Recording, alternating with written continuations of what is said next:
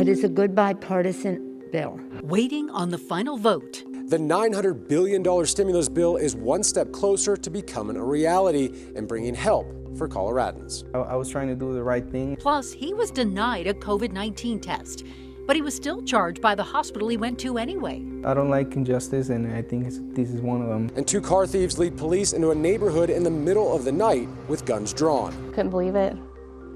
Just scary. The wild chase and confrontation all caught on camera. Everybody was pretty shooken up about it.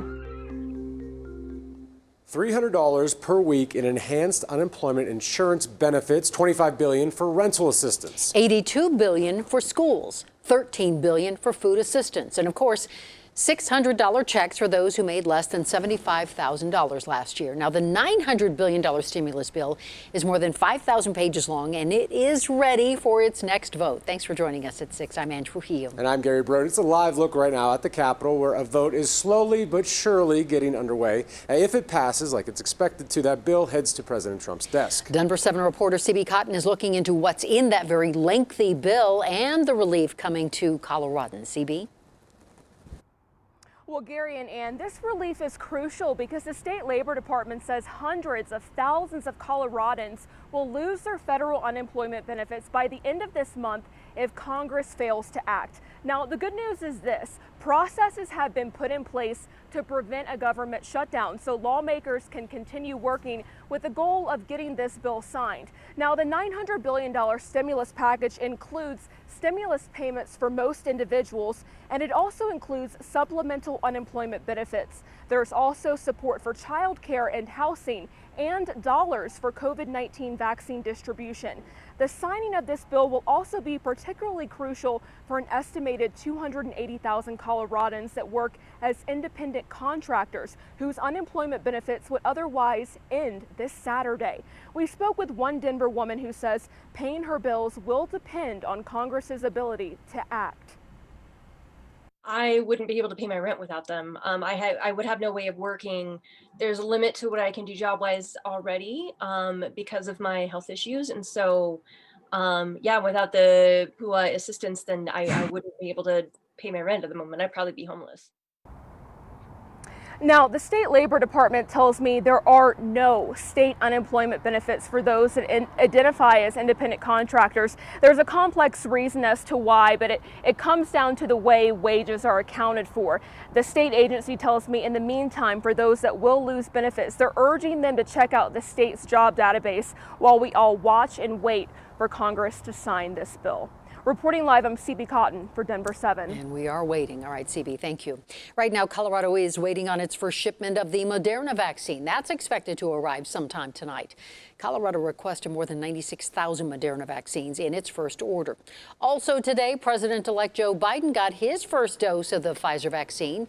So far, Colorado has administered just under 34,000 doses from the Pfizer stock. Those first round of doses went exclusively to healthcare workers. And the cost of getting a COVID-19 test can vary depending on where and when you get it done. But one Denver man was shocked to get a large bill in the mail charging him for a test that he never got. Denver7's Liz Gilardi is looking into what happened and his fight against it. Everything started a normal day of work. We went out to the field, where the location that we were working at the time. Throughout the COVID-19 pandemic, Jesus Balderas has been working. He monitors equipment at oil and gas sites to make sure it's safe, but his work partner tested positive for coronavirus. And he told me go to a doctor and get checked. His company wanted him to get tested right away. That was back in March before testing was widely available. So Jesus went to Platte Valley Medical Center. They say that only if you had serious symptoms, they will do a test. He told us staff took his vitals. Then he says a doctor scolded him for coming in and refused to test him. I was trying to do the right thing, and not just for me, for my family, because I don't know if at that time I had to expose him already. Jesus left without a test. Then a month and a half later, a bill showed up for more than $2,000. He was floored. Being in a working class person, so everything that I earn is with the sweat on my forehead. So for someone just to come and here you go, we'll bill you this much for pretty much nothing, you're gonna fight back. You're gonna try to find a way to, hey, why are you charging me this much? His company Quadco helped him question the bill. The CFO got involved and started calling the hospital. We appreciate the people at the hospital. We appreciate the hard work they do, and we're more than willing to pay for everything that they do. Aside from taking vitals, they can't figure out why the bill was so much, especially when Jesus didn't even get the tests he went in for. Contact Denver7 reached out to Platte Valley SCL Health to ask why. A spokesperson said per state guidelines and due to limited testing abilities, non-symptomatic patients were not tested for COVID-19 in the spring. They could not provide information on the patient due to privacy regulations. In the end, the hospital knocked off $250, but Jesus and his employer still don't think it's right. I don't like injustice, and I think this is one. Liz Gilardi, Denver7. Colorado state workers will soon get 2 weeks of paid family leave. In his announcement today, Governor Polis said the pandemic has made it even more necessary for workers to have the flexibility to take care of family members. The policy goes into effect January 1st. And just last month, voters approved a statewide measure to require employers to provide 12 weeks of paid time off for childbirth and family emergencies. That state measure begins in 2024. And we have some good news for high school athletes. The state health department has officially approved the pushback start date for winter sports. Season B sports were originally set to begin in February. Well, now practice can begin for ice hockey, skiing, girls swimming, wrestling, basketball, and competitive spirit next year on January 18th. Official competitions can begin 1 week later on January 25th. And some more good news. It doesn't look like Colorado will get a spike in new COVID-19 infections or hospitalizations from Thanksgiving weekend. In fact, quite the opposite. Numbers continue to go down from our state. For the past week, hospitalizations have continued to decline.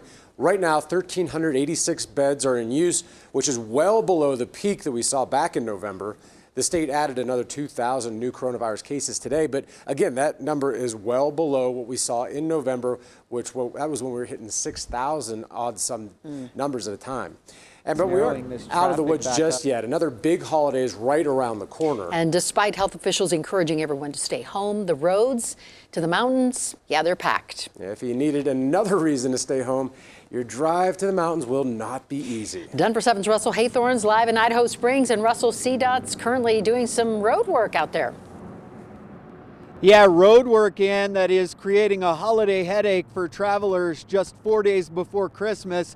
Take a look. Here's what's happening. CDOT has westbound I-70 narrowing right here to one lane as you enter Idaho Springs, and this narrowing, these headlights that you see are westbound. This narrowing extends all the way back, and it has a traffic jam going all the way back about 6 miles to Floyd Hill. So people are sitting in traffic for hours here. Here's what's happening. CDOT is taking advantage of the nice weather to finish a paving project they thought might take until next spring.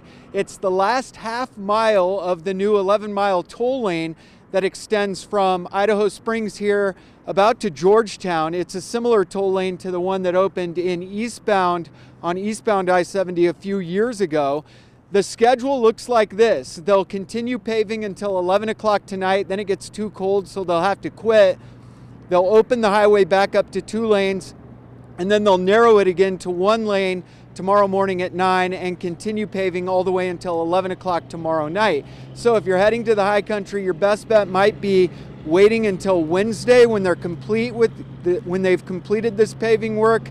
Otherwise, if you're heading up tomorrow, just be patient because it'll be the same mess we're dealing with today. We're live in Idaho Springs. Russell Haythorn, Denver7. Oh boy, all right, thank you, Russell. A wild chase in the middle of the night. 2 suspects steal 2 cars and end up getting arrested in a normally quiet Loch Buoy neighborhood. Denver7 Sean Toll spoke with neighbors who caught video of the whole confrontation with police thanks to security cameras. This was how a crazy night ended on Shenandoah Way in Loch Buoy a little after 3 Monday morning, all in front of Lynette Hurtado's house. And somehow, they didn't wake up to all the commotion.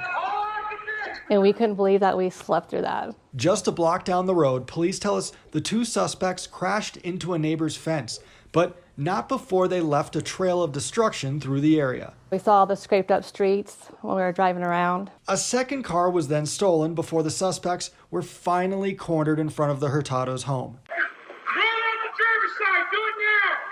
In the video, you can see police in their driveway, guns drawn, as they try to convince the suspects to surrender. Unfortunately, no one was seriously hurt. Very fortunate.